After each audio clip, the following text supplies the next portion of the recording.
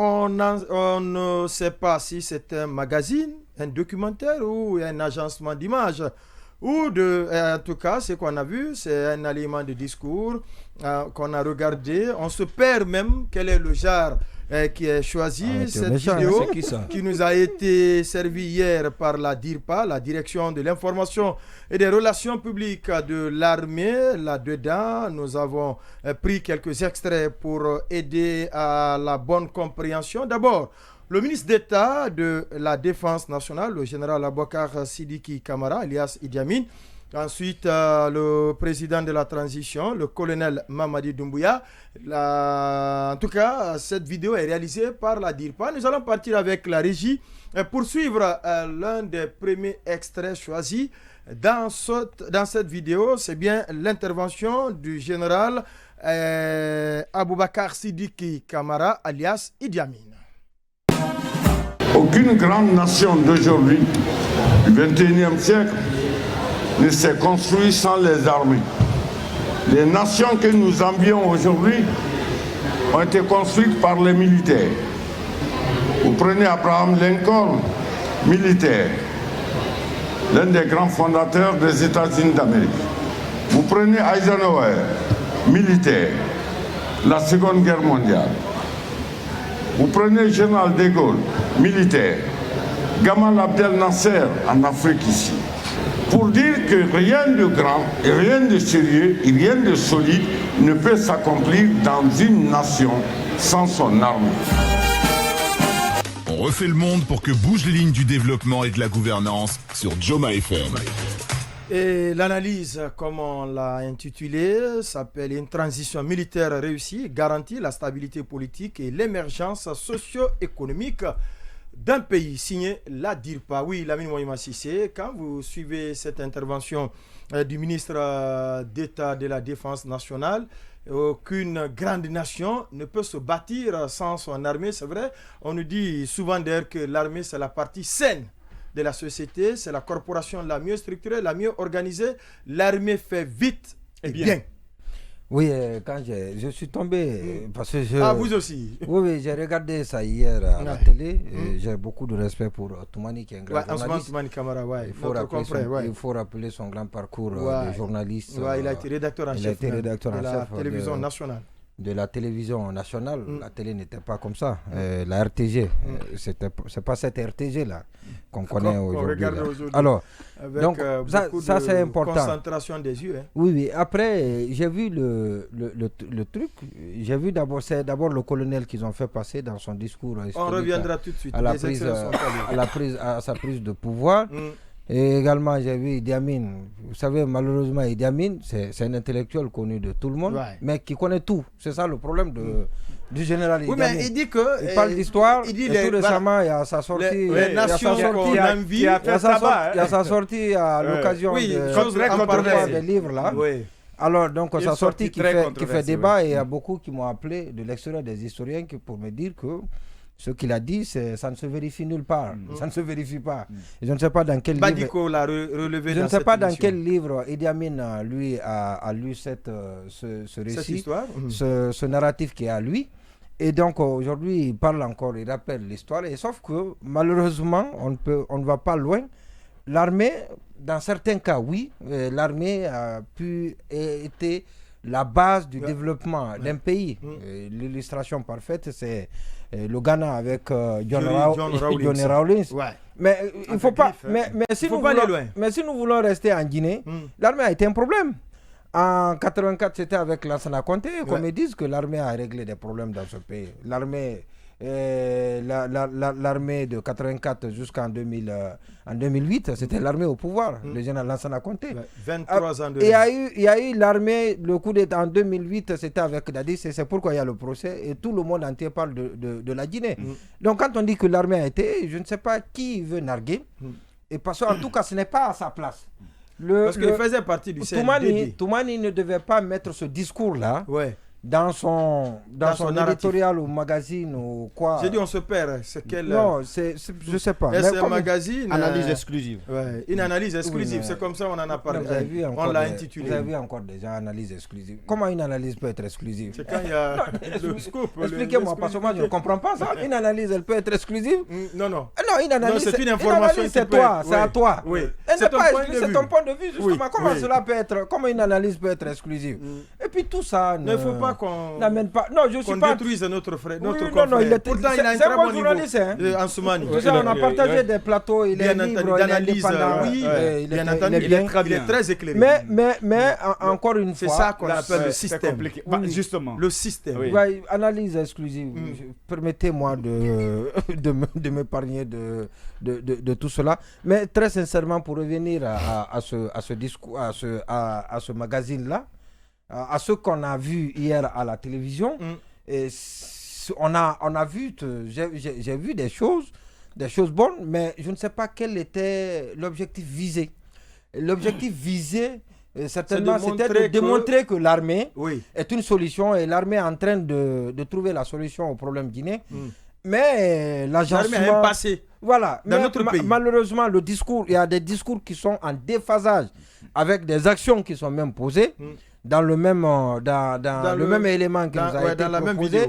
Et il y a des discours qui rappellent des choses et qui peuvent raviver des colères, donc qui ne doivent pas être dans le même élément, et parce que c'est des discours auxquels on ne veut plus se souvenir, et parce que c'est contrastant par rapport à ce qui est en train de se passer, et qui peut être diversement apprécié. On va repartir. Selon les camps. Donc, on va repartir. Vous allez parler de géographie. Vous allez parler de géographie. Permettez-moi. Oui, il va terminer. Il y a une autre lecture de la chose. Vous allez parler de géographie. Idi Amin, il aura quelque chose à dire. Vous allez parler de chimie, il aura quelque chose à dire.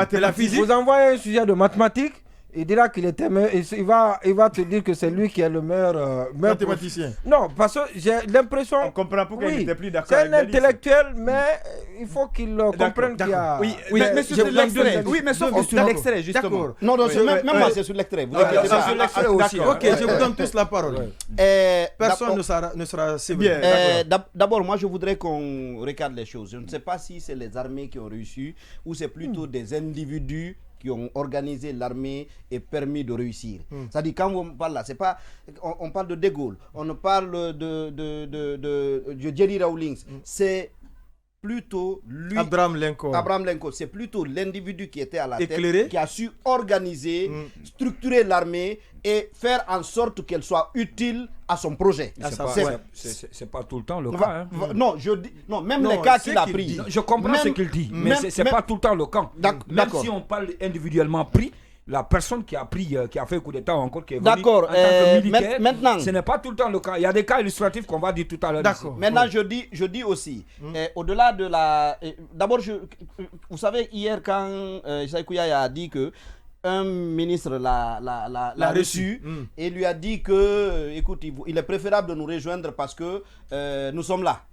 Alors, quand j'ai écouté ça, je ne dis pas que c'est lui qui avait reçu Sekou Yahya, mais je dis c'est le même discours. C'est-à-dire, quand on dit il faut faire avec l'armée, c'est le discours qui fait la promotion d'un truc qui s'inscrit dans la durée.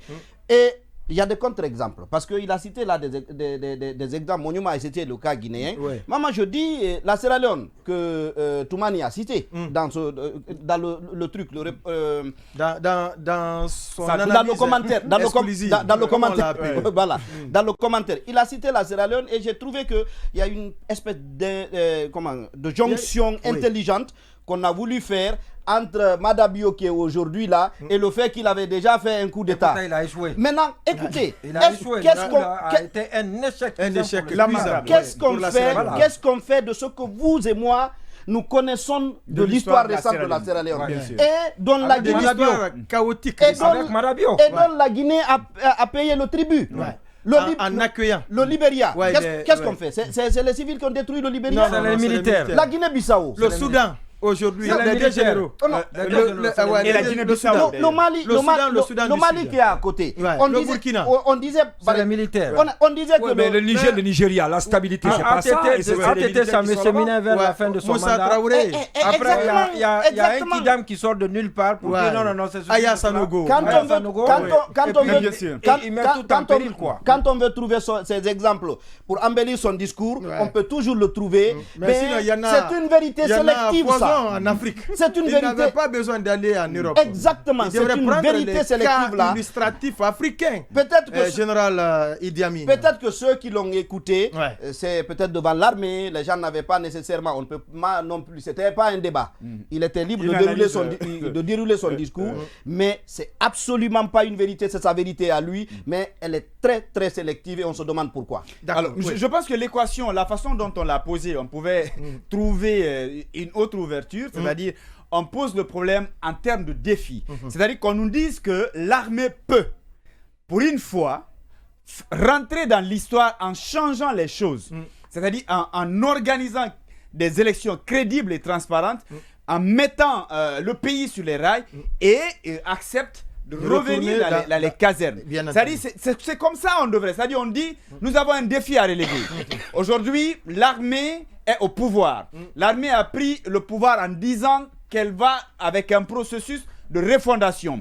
Et donc, ça sous-entend que les hommes en uniforme feront tout pour que les choses se passent cette fois-ci différemment et que l'armée, qui va faire une prise de conscience, qui va cette fois-ci s'inscrire dans une logique que le monde entier va retenir, je crois, en posant l'équation de cette manière-là, ça pouvait passer. Et là, on n'allait pas parler de démagogie. C'est-à-dire, on allait simplement se dire, on a un défi à relever. L'opinion nous regarde, le monde entier compte sur nous. Et pour y arriver, nous allons montrer cette fois-ci que l'armée est capable d'aller justement sur ce terrain-là. Mais en ne le faisant pas, en allant dans les flatteries, malheureusement, on a noyé le poisson et ça devient un peu désagréable. Je pense que l'armée, il n'est pas tard. L'armée a une lourde responsabilité parce que c'est l'armée qui est au pouvoir. Tous les problèmes qu'on connaît ou qu'on dénonce de par le passé ou même les manquements tous les cas d'exaction justement évoqués, l'armée peut cette fois-ci dire je pense que même on est prêt à faire les choses autrement. Nous sommes conscients de ce qu'on a eu à faire de par le passé, mais cette fois-ci, on dit non, on dit oui à la refondation et pour cela, nous sommes tous on va partir dans à la logique on se relever reprendra tout à l'heure. Il y a un auditeur qui l'a rappelé tout à l'heure. Il a marché sur ma langue. Je voulais apporter cette précision. Donc Abraham Lincoln n'a jamais été donc militaire. Il est avocat, homme politique, donc américain. On se rappelle de sa célèbre phrase. On peut tromper tout le peuple une partie du temps, on peut tromper une partie du peuple tout le temps, mais on ne peut pas tromper à la fois tout le peuple tout le temps. Ça, c'est Abraham Lincoln qui l'avait dit, si je ne me trompe pas, ma mémoire est bonne. 15e donc chef d'État des États-Unis d'Amérique. Maintenant, parlons justement que l'armée est tout le temps la solution. Il a donné des exemples. Toutes les grandes nations que nous envions aujourd'hui. Oui, quelqu'un l'a écrit aussi dans son message. Si on prend cette approche, je peux être d'accord, c'est-à-dire que vous faites, je ne sais pas si c'est tamisé, je ne sais pas. Le tamis. Voilà, le tamis, justement. Merci pour le mot. Alors, pour prendre ce qui est bien et tirer de votre côté et jeter ce qui ne vous arrange pas, ce qui n'est pas bien. Mais on le sait que dans l'évolution des nations, des peuples, l'armée n'a pas forcément été à la hauteur des attentes des citoyens, des populations donc respectives. On va prendre l'exemple du Niger. Vous vous rappelez de l'assassinat d'Ibrahima Baré Maïna Salah. Depuis lors, est-ce qu'il y a une stabilité dans le pays, quoi qu'on puisse dire avec l'organisation de certaines élections plus ou moins démocratiques qui ont été organisées dans ce pays? Mais est-ce que la stabilité dans le pays et l'État est depuis lors? Je dirais non. Quand vous prenez le cas par exemple du Nigeria, un pays qui a connu combien d'assassinats de chefs d'État. Je me rappelle même, quelqu'un le disait, que le Nigeria par exemple est une nation qui a en tout cas cette approche. On dit oui, vous venez président, si ça marche on continue, si ça ne marche pas, quelqu'un encore vient vous prendre pour vous mettre à côté. Et si vous regardez très bien la succession des chefs d'État, en tout cas au Nigeria de ces dernières années-là, ce sont des militaires. Mais est-ce que ça fait l'affaire du pays? C'est la grosse question qu'il faut se poser. Encore, on prend un autre exemple plus proche de chez nous. C'est pas loin, il s'agit de la Mauritanie avec le coup d'État de 1978. 1979 avec Sid Mohamed Ould Taya qui est venu débarquer à l'époque le président qui était Ould Dada Mokhtar. Donc depuis lors, il y a eu combien de coups d'État dans ce pays? Il faut se poser la question. Plus tard que je pense en 2006, la Mauritanie a connu un autre coup d'État. Mais est-ce que toujours les militaires qui se sont succédés dans ces pays ont fait l'affaire de ces nations? Je dirais non. Alors, c'est